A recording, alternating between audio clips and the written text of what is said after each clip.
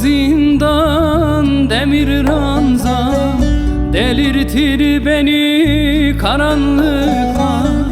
İçimde kopan hasretim vurdu beni ya. Soğuk zindan demir ranzam, delirtir beni karanlıklar. İçimde kopan hasretim vurdu beni ya. Beni ne zindanlar ne de kör karanlıklar, ne işkence mahpuslar beni öldüren hasretin ya.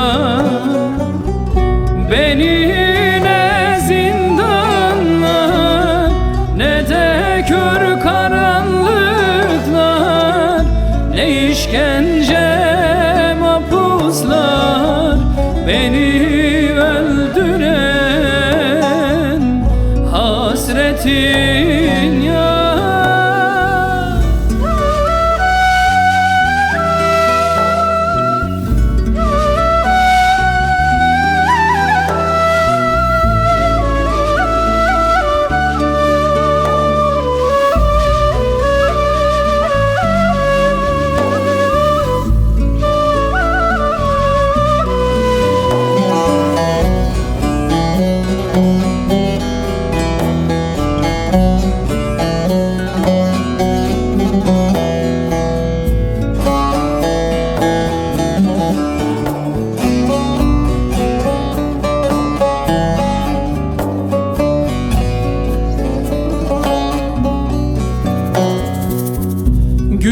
Güvercinler kanat çırpar, özgürlüğe adım adım.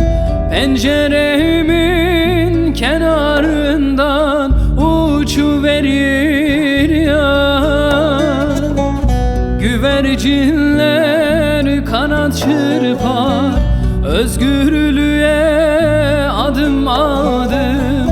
Penceremin kenarından uçuverir ya. Beni ne zindanlar ne de kör karanlıklar, ne işkence mahpuslar beni öldüren hasretin ya. Beni ne zindanlar ne de kör karanlıklar, ne işkence mahpuslar beni öldüren hasretin ya.